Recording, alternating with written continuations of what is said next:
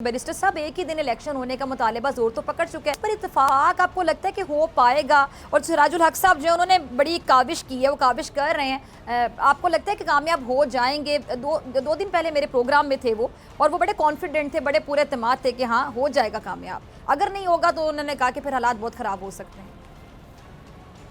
बहुत शुक्रिया फिजा। फिजा, मेरे ख्याल में सिर्फ उसी सूरत में मुमकिन है अगर तमाम स्टेक होल्डर्स की तरफ से थोड़ी लचक दिखाई जाए, जी। जिसकी भी जो पोजीशन है उसके ऊपर मुज़ाकरात के बाद थोड़ी लचक दिखाए, फ्लेक्सिबिलिटी दिखाए और उससे थोड़ा सा अपने आप को बैक ऑफ करे। मिसाल के तौर पे पाकिस्तान तहरीक इंसाफ, सुप्रीम कोर्ट बाकायदा तौर पे एक पोजीशन सुप्रीम कोर्ट अपने फैसले के थ्रू ले चुकी है।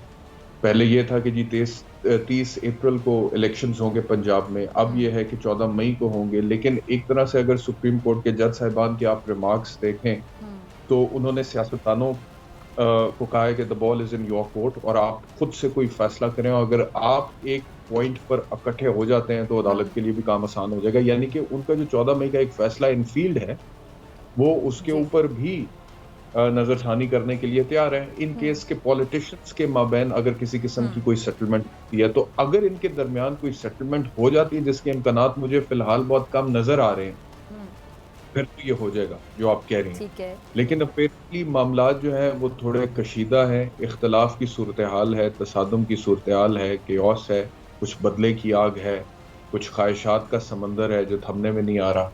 तो ये जितनी भी बातें उनको मद्देनजर रखते हुए मुझे लग नहीं रहा कि 27 जो कि अब सुप्रीम कोर्ट में परसों है, उससे पहले ये किसी एक नुक्ता इत्तफाक पर पहुंचेंगे और सुप्रीम कोर्ट का काम आसान करेंगे। तो eventually the ball will go back in the court of the supreme court, और फिर सुप्रीम कोर्ट उसको दोबारा क्या कर सकता है? वो यही कहेगा कि फिर जो फैसला 14 मई का उसके ऊपर आप इलेक्शंस करवाएं।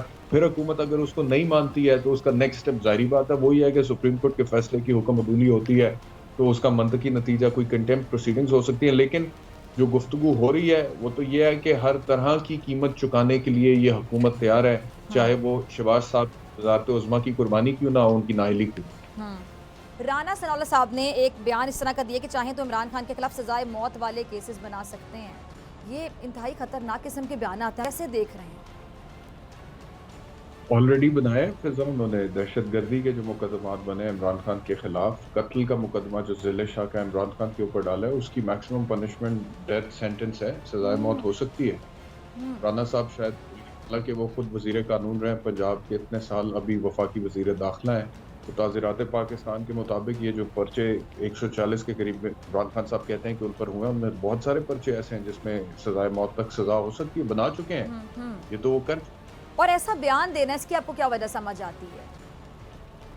देखिए, राना सनाउल्लाह साहब की जो पॉलिटिक्स है, आपने देखा ही होगा कि मरियम नवाज साहिबा ने जब कभी कोई वार्निंग देनी हो पाकिस्तान तहरीक इंसाफ को, या फ़ख्र से अपने वोटर्स के सामने कहना हो कोई ऐसी बात कि हम अपने सियासी मुखालिफ को खींच के रखेंगे, तो वो कहते हैं कि हमारा वज़ीर दाखिला राना सनाउल्लाह है, उसका नाम राना सनाउल्लाह है। ठीक है, तो राना साहब का एक उस रोल है जो उनको असाइन किया हुआ है पाकिस्तान मुस्लिम लीग नवाज में, और उस को निभाने की वजह से और रूथलेसली, बेरहमी के साथ और थोड़ा कनिंगनेस के साथ निभाने की वजह से राना सनाउल्लाह साहब की तरक्की हुई है पाकिस्तान मुस्लिम लीग नवाज में, और वो वफाकी वजीर दाखिला भी बन गया, और उससे पहले सूबाई सतह पे वजीर कानून भी थे। तो ये उनका काम है, this is his job, this is what he is asked to do, and this is what he is done, and this is what he is going to do in future also. ठीक है।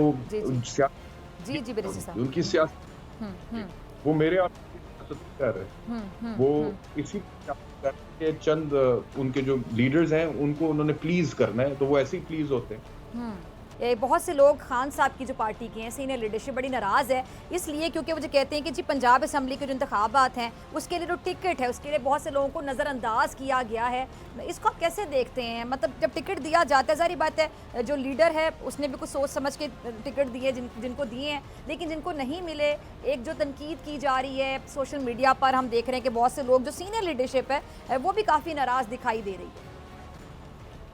अच्छा, मैंने कल, क्योंकि इमरान खान साहब से मुलाकात हुई थी ज़बान पाक लाहौर में, तो ये जिक्र हुआ था वहाँ पे कि टिकटों की तकसीम का फ़ैसला इस मौके पे उसका ऐलान करना क्या एक मुनासिब सियासी पॉलिटिकल मूव थी। तो उन्होंने कहा कि हमारे पास और कोई ऑप्शन नहीं थी, ये तो हमने करना था। लेकिन आपकी बात दुरुस्त है, लोगों को तहफ़्फ़ुज़ात हैं और टिकटॉक की तकसीम पाकिस्तान तहरीक इंसाफ का बड़ा पुराना मसला है, और वो इस वजह से है क्योंकि लोगों का जो परसेप्शन है पीटीआई के बारे में वो एक रेगुलर पॉलिटिकल पार्टी का नहीं है। इमरान खान साहब ने जिस तरह से इसको बिल्ड किया है वो सर्टनली लोग उसको तब्दीली की एक जमात समझते हैं। फिर बहुत सारे ऐसे लोग जो कि फर्स्ट टाइमर्स होते हैं, जो कि आइडियोलॉजिकल बेसिस पे, नज़रियाती बुनियादों पे सियासत में आते हैं, शायद अदरवाइज वो रिवायती जो हमारी यहाँ पे सियासी जमातें हैं उसमें सियासत में हिस्सा लेने का ना सोचें, लेकिन वो इमरान खान को ज्वाइन करने का सोचते हैं, फिर वो कोशिश करते हैं। लेकिन जब वहाँ पर जाके एक टिपिकल पॉलिटिक्स पीटीआई के अंदर वो देखते हैं तो उनको डिसअपॉइंटमेंट होती है। कुछ लोग ऐसे अभी तक है जो मुझसे रब्ता कर रहे हैं और मुझे कह रहे हैं कि जी हमारे साथ बड़ी ज्यादा है, पाकिस्तान तहरीक इंसाफ का टिकट जो है हमने अप्लाई किया था लेकिन हमें नहीं मिल रहा। अच्छा, अब उसमें दो बातें। एक चीज तो यह है कि अगर मेरिट्स के ऊपर पार्टी को लगता है कि उनसे ज्यादा मौजू कोई और कैंडिडेट है तो यकीनी तौर पे पार्टी लीडरशिप का वो इख्तियार है कि वो फैसला करे और उसके, लेकिन अब मिस कैलकुलेशन है और असेसमेंट दुरुस्त नहीं, और इस तरह के कुछ वाकयात ऑलरेडी फिजा मैं आपको बताऊं कि मुझ तक पहुंचे। मिस कैलकुलेशन असेसमेंट जरा ये बताइएगा कि क्या, जरा इस पे रोशनी डालिएगा, आपने जो दो लफ्ज बोले वहां पे फिर वो सर्टनली पार्टी की गलती होगी। और इमरान खान को चीज जो है इसका जाहिर बात है इदराक होना चाहिए कि इस वक्त अगर उनका पॉपुलैरिटी का ग्राफ बहुत हाई है तो छोटी वोट लोगों से वो मिसगाइड ना हो जाए। मिसाल के तौर पे फरानी बिरादरी का यहाँ ज्यादा वोट है, ठीक है, ये पुराने ट्रेडिशन है जिनको फॉलो किया जाता है, लेकिन आप खुद कहते हैं कि हम पॉपुलर हैं और नजरिए की जमात है, और इमरान खान और बल्ले का नजरिया इस वक्त जो है अवाम में बिक चुका है। के ऊपर हौसला रख के जो मेरिट्स पर ठीक लोग हैं, ये नहीं कि जो भी मतलब कि जिस तरह का भी बैकग्राउंड है, मिसाल के तौर पे ऐसे लोग भी आपको मिलेंगे जिनका बड़ा अजीबोगरीब किस्म का बैकग्राउंड है, जिनके ऊपर बहुत अजीबोगरीब किस्म के इल्जामात है, लेकिन वो भी पाकिस्तान तहरीक इंसाफ के टिकट के लिए अप्लाई करेंगे और उनको मिल भी जाएंगे। ये मैंने देखा है अभी की आ रही हैं। तो ये पार्टी का फैसला है, ठीक है जी, वो बेहतर किस तरह इसको आगे लेके जाते हैं। सर्टनली यहाँ पे केयरफुल रहने की जरूरत है इमरान खान को, because birds of same feather flock together. जिन लोगों को छोड़ेंगे वही कल को आपके तर्जुमान है, आपके रिप्रेजेंटेटिव्स हैं, उन्हीं से आपने लोगों में पहचाने जाना है, उन्हीं की कारकर्दगी पे आपकी हुकूमत डिपेंड है। अगर आपको ये वीडियो पसंद आई तो सब्सक्राइब करें और बेल आइकन पर क्लिक करें। हवाए नफ्स की है हुक्मरानी, लुटेरा कर रहा है पासबानी। बोल न्यूज के मार्केटिंग हेड आकाश राम ताहा लापता, तफ्तीशी इदारे जवाब देने से कासिर, अहले खाना परेशान, बेटे की जुदाई में माँ गम से निढाल। जो बच्चो हिंदू हुआ पर आए थे जो को पाकिस्तानी, मुझे मेहरबानी करे पंहिंजो आकाश वापस कयो। हुकूमत से बेकसूर और मुहिब्बे वतन बेटे की बाजियाबी के लिए फरियाद। आकाश राम के अगवा के खिलाफ अहले खाना की जानिब से सुप्रीम कोर्ट में दरख्वास्त दायर। सुप्रीम कोर्ट के चीफ जस्टिस उमर अता बंदियाल से आकाश राम के अहले खाना की जल्द समाअत की इस्तदा। मुश्किल की इस घड़ी में आलमी मीडिया ने भी उठाई आवाज। CNN, आज तक, इंडिया टुडे, टाइम्स नाउ समेत आलमी मीडिया ने आकाश राम के अगवा के खिलाफ दिया बोल का साथ। उफ क्या जुल्म है, बोल इंसाफ का मुंतजिर। सब्सक्राइब करें और बेल दबाएं ताकि कोई खबर रह न जाए।